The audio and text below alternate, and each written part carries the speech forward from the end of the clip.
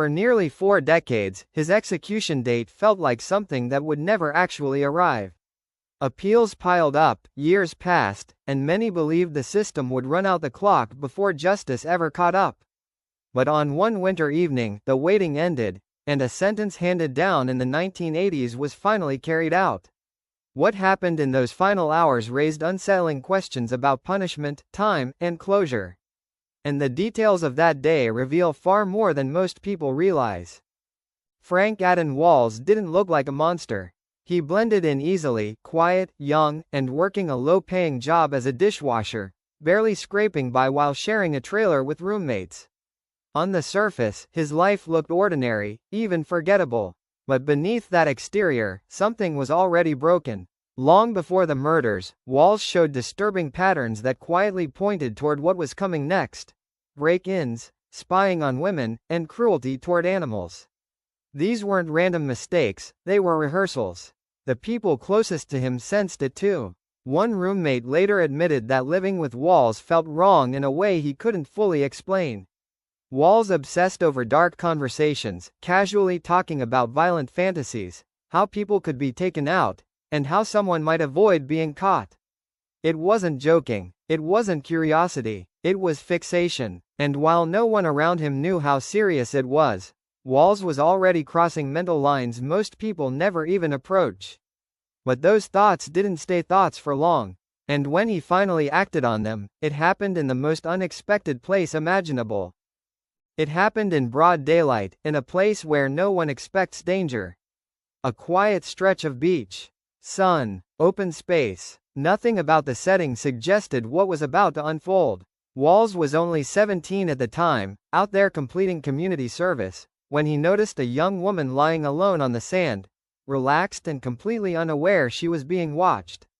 There was no argument, no warning, no exchange of words. He walked up, acted without hesitation, and ended her life in a single, brutal motion. The beach, peaceful just moments earlier, became a crime scene, and Walls simply walked away. He took her car, disappeared into the day, and left behind a body that wouldn't be discovered until later that afternoon. To investigators, it made no sense. A random attack, no clear motive, no suspect. Her car turned up abandoned the next day, dumped carelessly, as if he believed it no longer mattered. And in a chilling way, he was right. For the moment, there were no consequences. No arrest. No answers. For Walls, that silence didn't bring fear. It brought confidence. And what followed next showed just how quickly that confidence turned into something far more dangerous. 18 months passed without a word from him. No mistakes. No attention. It was enough time for Walls to believe the worst was behind him. But when he resurfaced, the restraint was gone. This time, the violence wasn't quick or controlled, it was explosive. The second attack happened in a quiet area off the road, far from witnesses. Unlike before, Walls didn't stop after the first blow. He kept going. Again and again. The sheer number of wounds told a different story than his first kill. This wasn't about escape. It was about domination, about releasing something that had been building inside him. Even more chilling was what he didn't do. He didn't hide the body. He didn't try to clean up. He left her where she fell, exposed, as if daring anyone to connect the dots. It was the act of someone who felt untouchable, someone convinced the system had already failed to stop him once. And in his mind, that meant he could do it again. But the next time, he wouldn't just attack. He would make a choice that would quietly seal his fate. The next target wasn't chosen for any personal reason. There was no connection, no history, no motive beyond opportunity. She was alone, working hard, living quietly, and that made her vulnerable. In the early hours of the morning, Walls broke into her mobile home, moving with confidence, convinced no one would stop him. After the assault, he fled into the night. For a moment, it was over. But then something shifted. As he moved farther away, the reality set in. He had left someone alive. In his twisted logic, that meant risk. And risk wasn't something he was willing to accept. So he turned around. When Walls returned, there was no hesitation, no second thoughts. He finished what he believed he had to do, then grabbed a few random items and disappeared again. A fan, a radio, objects so insignificant they made no sense, except as proof that this wasn't about theft. It was compulsion. What he didn't know was that one of those meaningless items carried something far more valuable than he realized. A single overlooked trace. Something that would sit quietly for years, waiting for science to catch up. And when it finally did, it would drag his past back into the light. By the summer of 1987, Walls wasn't sneaking anymore. He was staging fear. Late one night, he broke into a mobile home occupied by a young couple, not to steal, but to control. He didn't try to stay quiet. He made noise on purpose, waking them up, forcing them to realize someone was inside. He wanted that moment of panic. When they stepped out to see what was happening, he was waiting, armed and calm. What followed wasn't chaos. It was deliberate. Walls forced one of them to restrain the other, turning them against each other in a moment of pure psychological torture. It was about power, about watching terror set in before anything else happened. But something went wrong. The male victim fought back. Even bound, even injured, he resisted with everything he had. For a brief moment, Walls lost control of the situation. That moment didn't save them, but it changed everything. The noise, the struggle, the evidence left behind all worked against him. By the time Walls fled the scene, the damage was done in more ways than one. The bodies were discovered hours later. And unlike before, this time the trail didn't go cold. It led straight back to him.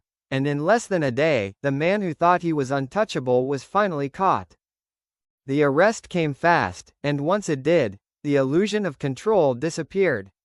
Inside his living space, investigators uncovered a disturbing collection of items that painted a much clearer picture of who they were dealing with.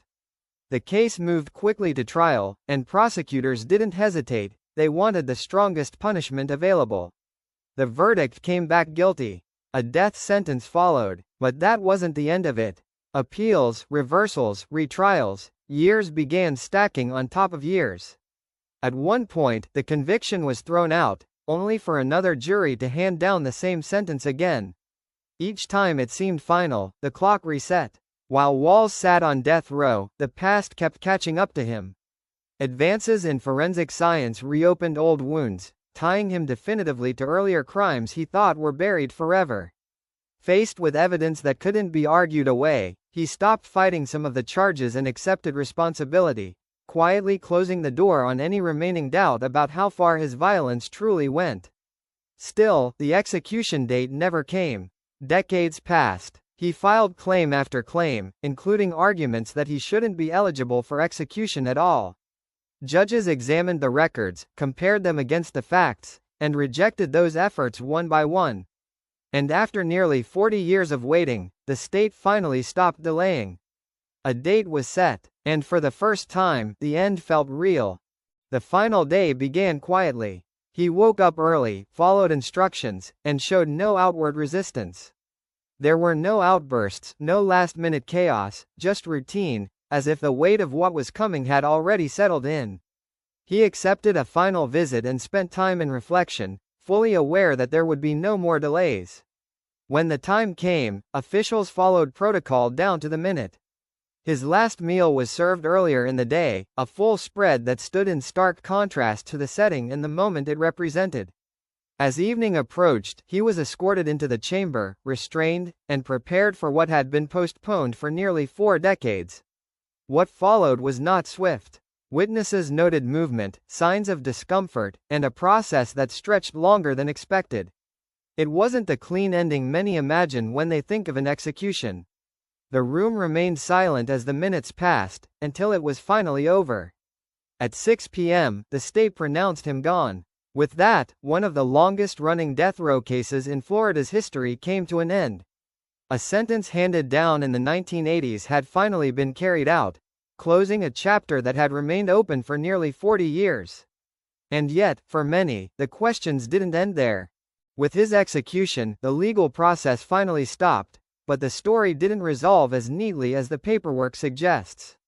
Nearly 40 years passed between the crimes and the punishment, long enough for generations to change, for technology to evolve, and for memories to fade. For the victims' families, closure didn't come quickly. It arrived late, complicated, and heavy. This case wasn't just about one man's crimes. It became a reminder of how slowly justice can move, how long consequences can be delayed, and how the passage of time doesn't lessen the harm left behind. The sentence was carried out, the chapter officially closed, but the impact of what happened never truly disappears. And long after the lights in the chamber went dark, the question still lingers. When justice takes nearly a lifetime to arrive, what does it really mean in the end?